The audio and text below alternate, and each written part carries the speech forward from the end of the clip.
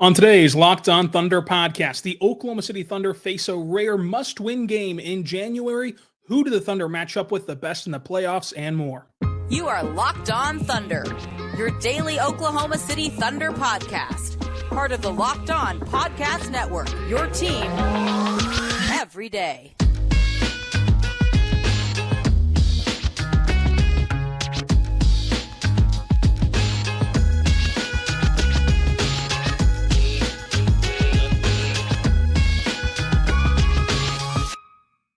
Let's get it going on the Locked On Thunder podcast, on the Locked On Podcast Network, your team every day. I am your host, media member, editor-in-chief over at thunderousintentions.com, Rylan Stiles. Follow me on Twitter at Rylan_Stiles. Follow the show on Twitter at LOThunderPod. Email the show, LOThunderPod@gmail.com. On today's show, we are diving into your mailbag questions from Twitter and Reddit, but also discussing why today's game is the rare must-win game in January. Today's show is brought to you by our good friends over at Gametime. Go download the Gametime app, create your account, use code LOCKEDON for $20 off your first purchase. So I get it. This is a game in early January, and when you take a step back, it's one game out of an 82-game sample size on a random Monday night, when a lot of the world will be preoccupied with the college football title. The sickos will be watching Thunder Wizards the way God intended, in my opinion. The Thunder have sleptwalked through the last two games against really mediocre teams at best. You can explain away Atlanta, bad travel conditions, back-to-back, a back-to-back on a home road split, a back-to-back after an emotional win, biggest win of the season to date, biggest win that this group collectively has gotten to this point. Again, small sample size. It's only been a year and a half, but still, biggest win to this point, unless you want to count the New Orleans win.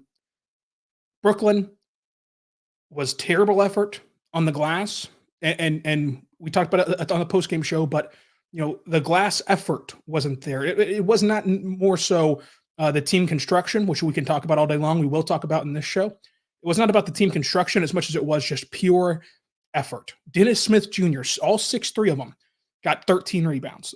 That cannot happen. And so, while it's frustrating to have that happen on the back of a game where you also didn't play well, it does happen in the NBA. Some nights you just don't have it. So the frustration mounts because it's coming off of a bad game. But still, it is something that every team deals with. However, I think this game in Washington is a must-win. It's a must-win to prove who you think this team is. It's a must-win for morale. It's a must-win to not have this start to spiral. Because the Wizards are awful. There is no sugarcoating it. They're 6-29 overall. They have 3 home wins to their name, so it's not as though they have any sort of record of playing well at home. They're on a 4-game losing streak. And so we always look at the marquee matchups when it comes to judging a team, is like when they play Boston, when they play Denver on the road, when they play these top teams.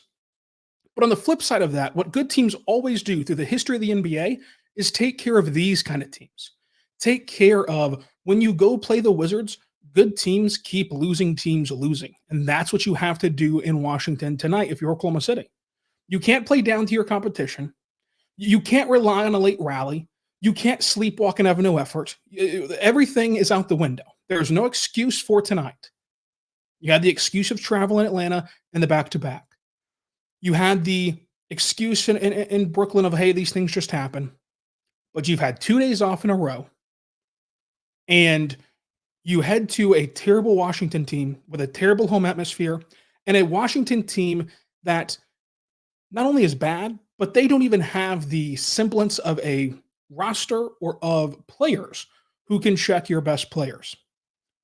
And so if you truly are this uncommon, mature team for your age, which Mark has talked about, which Shea has talked about, Kaysen has talked about, if you truly are contenders, which we've talked about, the national media has talked about, fans have talked about, you go win these games. You make a statement right now today of what you're made of and what kind of team you are. These things happen like Brooklyn, but they don't, on good teams, they don't spiral. They don't turn into just a huge back-to-back-to-back. This would be 3 straight games of awful basketball if you come out and lay an egg in Washington. And, we can look at the late runs that they made against Atlanta and Brooklyn to make the score more respectable. That was laying an egg. That was awful basketball. That was not what we've seen from the Thunder throughout this entire season. And so when you look at this Wizards team, no one can guard SGA. Not a single soul can guard SGA on this Wizards team. Now, it's hard to guard SGA no matter what defender you put in front of them, but there is certainly not one in Washington who should hold SGA in check. There is no one on Washington who should hold Chet Holmgren in check. And there's no one that can stop Jalen Williams in Washington. And that's why those 3 guys need to be really aggressive tonight. If you're J-Dub, you've got to work on, not waiting until the fourth quarter to take over a game. You have, if you're Jalen Williams, earned the right to take over games much earlier. And even if you want to keep it in, hey, the second and fourth quarter at the very least has to be J-Dub. The beginning of the second quarter with SGA on the bench, the beginning of the fourth quarter with SGA on the bench, it has to be all J-Dub being ultra aggressive and getting this team buckets. Chet Holmgren has been really good all year. This is a game where you step up in. Whenever your team needs you to stop a losing streak, when your team needs you to head on over and get back on track, it comes down to your big 3 guys. And, it's easy to be sort of dismissive. The Thunder are 23-11. They're 3rd in the West. And even today, the NBA.com power rankings have the Thunder as the number 1 team in the NBA. Now that's heavy lifting by that Boston win, but the number 1 team in the NBA, according to the NBA.com power rankings. So it's easy to be dismissive of games like Brooklyn, games like Atlanta. But the bottom line is this season is playing out exactly how we've expected it to in the Western Conference. The difference in the Thunder, who by every metric, by every statistic, by every prognosticator in the preseason, by everything, has far and away outperformed their expectation, and by no means has had a bad season. They've done everything right. They've done everything well. They've done everything great, and that's why they're the number 1 team in the power rankings.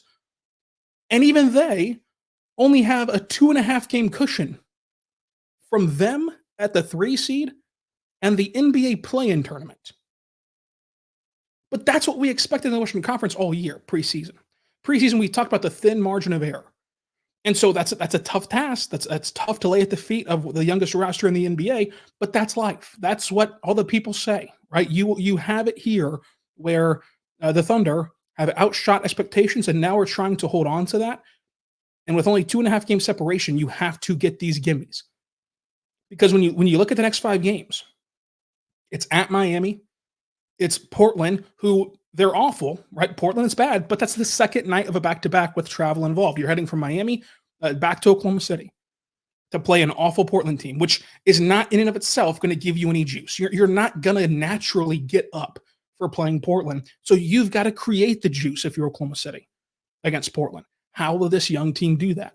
Then you play a spunky Magic team. But then guess what? After those 2 home games, you're heading right back on the road to play the LA back-to-back at Lakers, at Clippers, who are playing fantastic basketball right now. And that's a back-to-back. Luckily, same building. Luckily, same city, which is a luxury. Those are 2 tough teams in back-to-back order. January is going to be tough. January is going to help define this season. And the Thunder have to be up for that challenge. And it starts in games like tonight. There is no excuse. You've had 2 off days to prepare for Washington. You have the rest advantage, and you have the talent advantage to get to where this team wants to go. And even if that's just a top 6 seed, even if that's just taking a step up from the play-in tournament, forgetting about being a top 3 or number 1 seed, even if all the expectation is to be a top 6 team that's safe from the play-in tournament, you still have to win these games because you've only gained yourself a 2.5 game cushion of the play-in. That's it. And those teams are coming. And those teams have their crack at you, and those teams have, talented rosters and everything else. So I'm really interested to see how this all plays out. But if you really do have that uncommon maturity, and you really do have that uncommon mindset and mentality, then they'll be able to handle their business in Washington with all the rest that they've needed and the poor matchup that they need. In terms of like the poor opponent that they need. So we'll talk more about your mailbag questions, part 2 of that coming up on today's Locked On Thunder podcast. But first, want to tell you right now about our good friends over at Gametime, folks. I love Gametime. And if you are an NBA fan, you obviously are, you're listening to the show, you're going to love Gametime too, because you can use Locked On NBA for $20 off your first purchase. And Gametime has everything. They have NBA, NFL, they have all the sport leagues. They also have concerts, movies, comedy shows, whatever you need a ticket to, Gametime is going to be on that for you.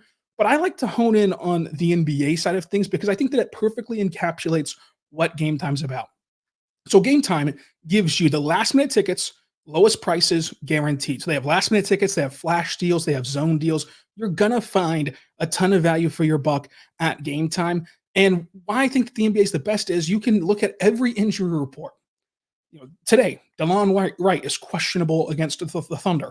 You can look at every injury report, and there's going to be questionable players. There's going to be injuries. There's going to be things pop up to where it changes the dynamic of the game of if you want to go watch it, in a moment's notice on the injury report. So with Gametime, you can wait it out, and not buy your ticket until you know for sure this is the matchup that you're going to want. So check it out today at Gametime. You can go there right now and get last-minute tickets, lowest prices guaranteed. They have job loss protection, cancellation protection, and the lowest prices guaranteed. Go download the app. When you do, you create your account, and you use code LOCKEDON for $20 off your first purchase. Terms and conditions apply. That's creating your account, redeeming code LOCKEDON for $20 off your first purchase. Go download the Gametime app today. Last-minute tickets, lowest prices guaranteed. We're back on the Locked On Thunder podcast, on the Locked On Podcast Network, your team every day. Thank you so much for making us your first listen every single morning, every single day. We're here for you, talking Thunder basketball.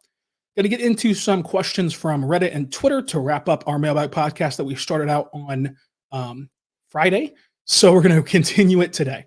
The first question, other than Isaiah Stewart and Lauri Markkanen, who would be some targets for the Thunder this offseason? Well, I don't think that Lauri Markkanen should be a target for the Thunder, in the interim. Offseason, of course, things change. But from now to the deadline, I don't think that Lauri Markkanen will be moved. I don't think that he's exactly a target that the Thunder should just rush into. I think in an idealistic world, Lauri Markkanen would be a perfect fit for Oklahoma City. But we've seen what he looks like as a number one option. We've also seen what he looks like as a number 2, 3, 4 option. And they're not the same player, and they're not the same impact. Now, that was a much different point in Lauri Markkanen's career. It was back whenever he was playing with Cleveland and back whenever he was playing in those kind of structures where he wasn't the number one option. So maybe he's figured it out now. He obviously got a lot better in Utah. That's undeniable. But you'd have to be really sure that Lauri Markkanen can fit with the way that you want to play. Because he has absolutely zero shot of being a number one option. And you can make the strict debate about number 2. So adding that to the mix is an interesting thing to follow and to debate. I think if you had everyone on the same page, it'd be wonderful. But it would be throwing something into the mix that if one piece of fabric gets tugged on, it can all unwind. So I'm very interested to see kind of the reaction to Lauri Markkanen. And to this point, Utah has not made any indication that they will trade him or even looking to trade him. And Lauri Markkanen, to his credit, has not made any indication that he wants out. However, that changes on a dime. So it's hard to really get into off-season topics when it comes to targets because we just don't know. There can be an all-star that all of a sudden, right before free agency wants out. And it changes everything. It changes every plan. It changes everything you believe. It changes all of your targets, and that's why we stay 5 days a week from now all the way through August, and then get right back on it in October. In August, we still do 3 shows a week. But nonetheless, we stay 5 days a week year-round, and this is why. It's because things change. But as of right now, so this current moment, you also have to factor in roster spots being a premium. You saw the roster crunch this year, which is by no means going to be as competitive as it will be this offseason, where you're drafting a slew of guys again. You are looking to improve your team and all the rest. So roster spots are going to be hard to come by. And you still have to manage your cap for the extension eligible guys who are going to come up in the future. I think that ultimately, as it is for the Thunder historically, the trade route will be the route to go, even in the summertime. But there are some free agents who I think are obtainable that would be interesting for the Thunder. Gordon Hayward is not a flashy name, but I think that to come play for a team like OKC, it would be a contract where it just wouldn't matter and it wouldn't hurt you at all, and you probably wouldn't even notice it, to where I'd be interested to give him a small contract. I really like Kelly Olynyk. Both, I think he's obtainable now. Like, I think you can go trade for him right now, and the Thunder should be in the market to go trade for him right now. But even this offseason, I don't think that his contract would be anything that would hamper you at all, and it would just provide some value for OKC. And then to give you another name that'll be on the free agent market, because you asked specifically about going out and getting free agents, so to say, Tyus Jones. This Thunder team can still use some help in the facilitation department, in the playmaking department, for their secondary group. And I think that there's nothing better than Tyus Jones on a backup point guard kind of role on a contender. Like, we've seen him just dominate in that way, and that can really help bridge the gap for the Thunder in big moments, in big spots.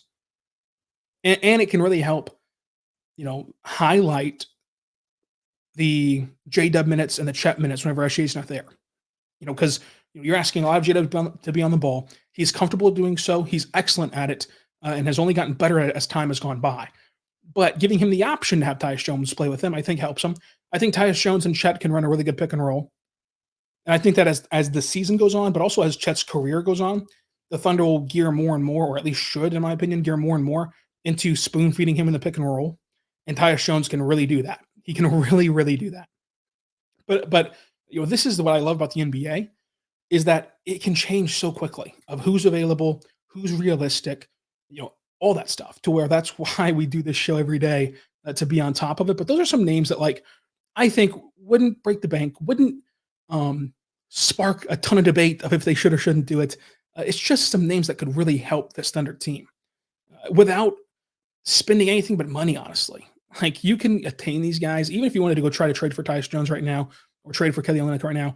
I think you get them for nothing assets. Match salary, give away a couple second-round picks. That's why you stockpile second-round picks, is to improve at the deadline. You can look back. That this is factual NBA history.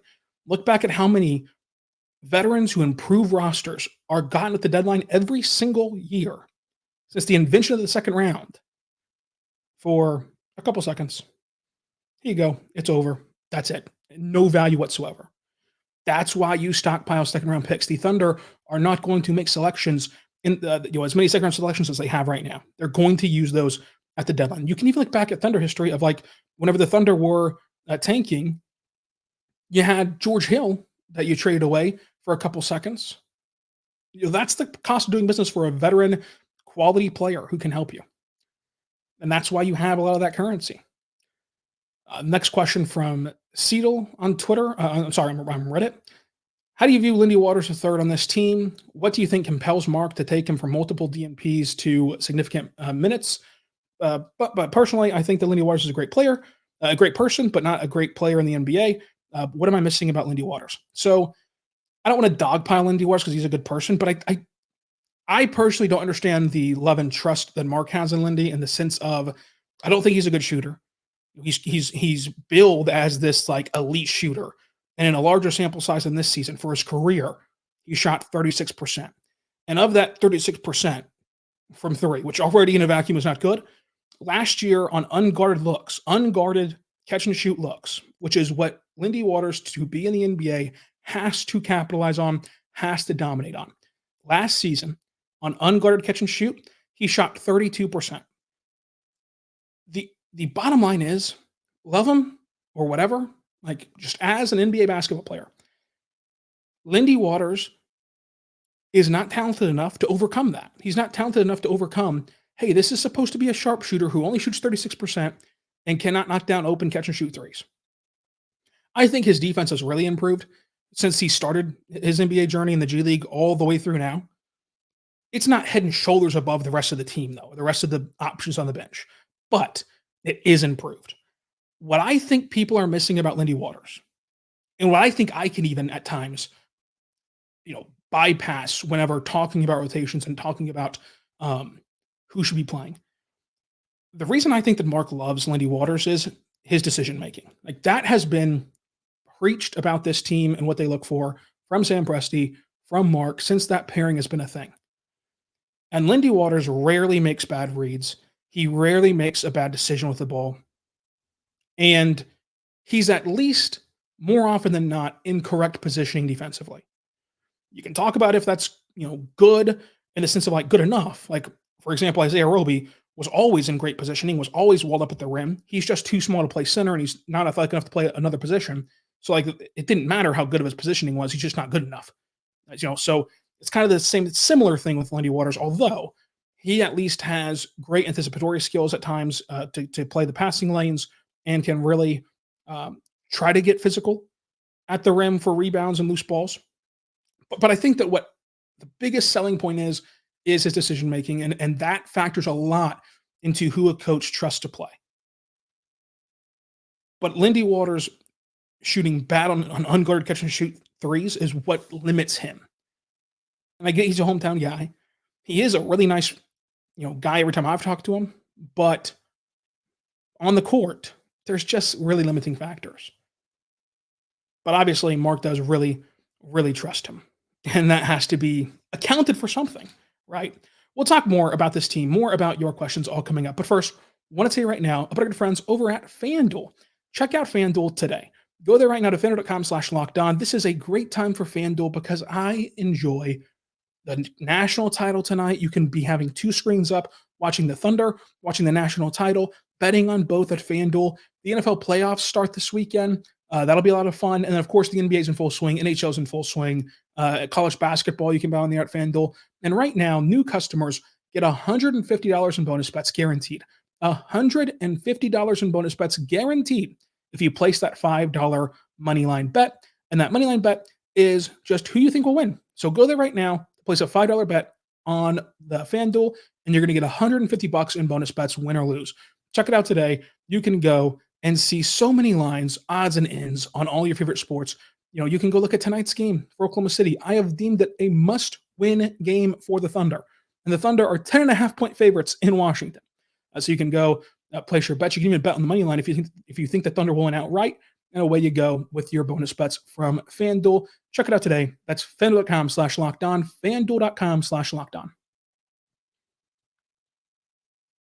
We're back on the Locked On Thunder podcast, on the Locked On Podcast Network, your teams every day. Thank you so much for making us your first listen every single morning, every single day. We're here for you talking Thunder basketball. Reed says, which bench players are not on the team next year? So 3 are easy right at the top. Poku's not back. Sam Presti's history of restricted free agents suggests that he will be traded at the deadline for whatever. Bertans is not going to be back. And then Trey Mann. I think it's clear he's not going to be back. Like at some point, you've got to just let Trey Mann go. If you're not going to play him, if even in games where you're sleepwalking and could use a jolt, you're not going to play him, then there's no future. He's a great teammate. He's a great person from everything I've interacted with him. He's a great teammate though, and he's staying engaged and he's doing everything right. He's excited for the guys on the bench.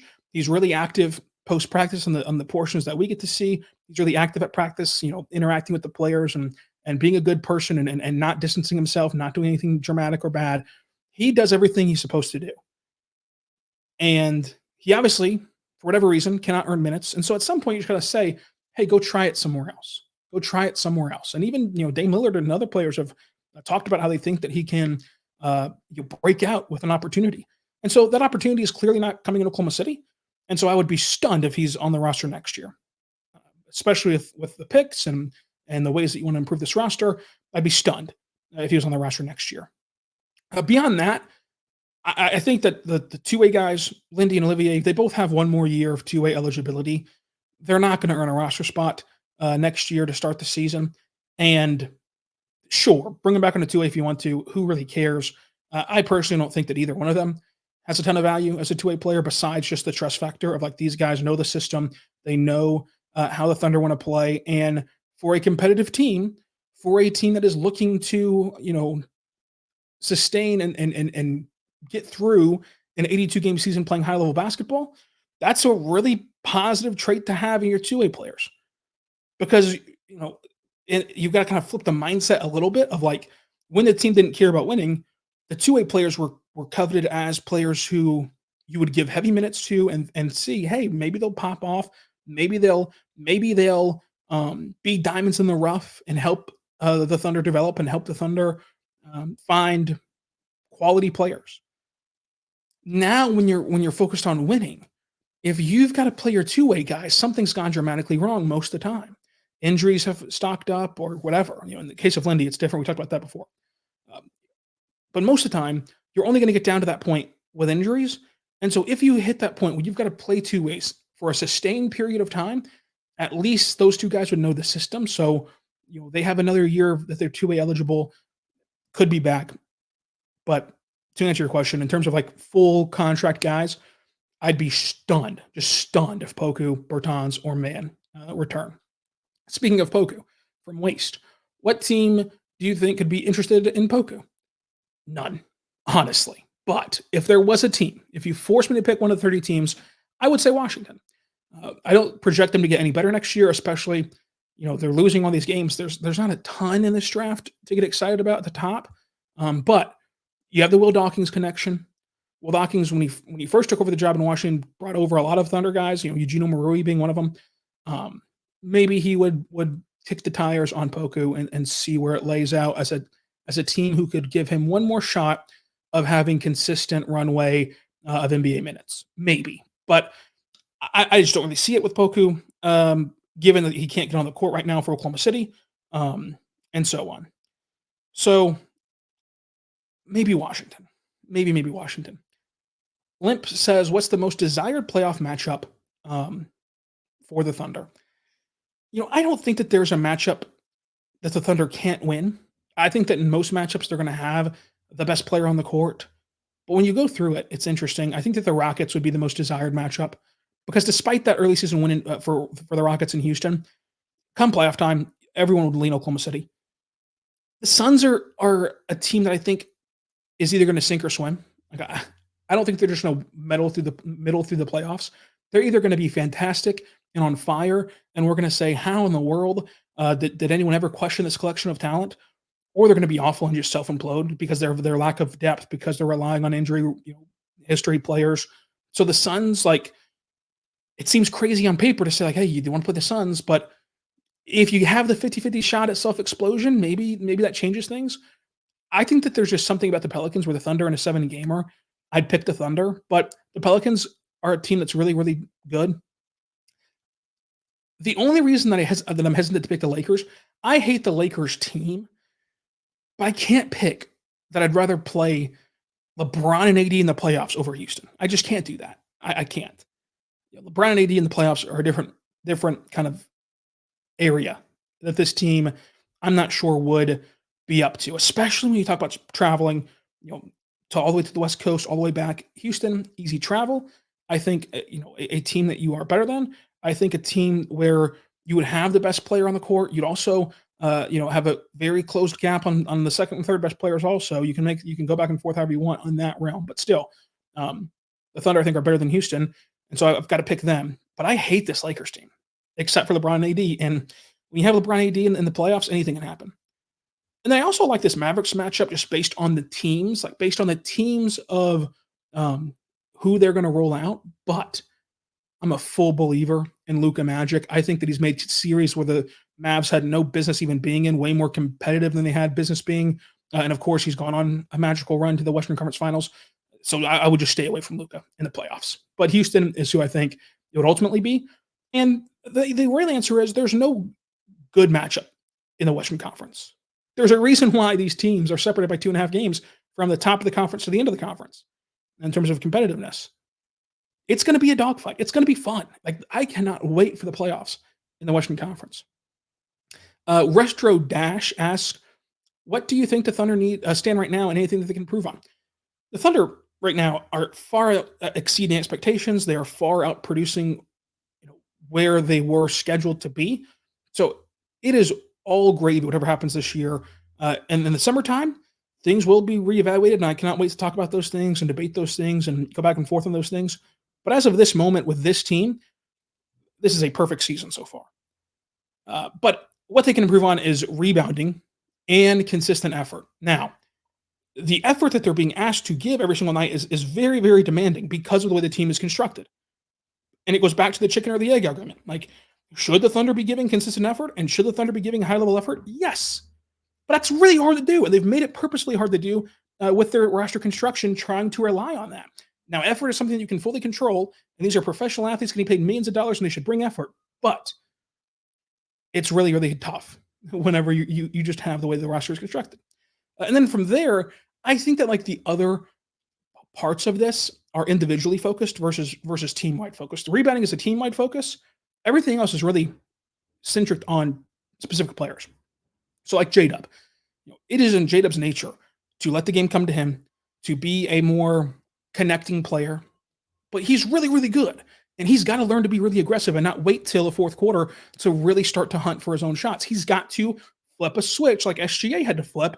We had these same conversations on this show about SGA, where like these, players like SGA and players like J-Dub and Chet have to realize that like a good shot from those three is way better than a great shot from your teammate.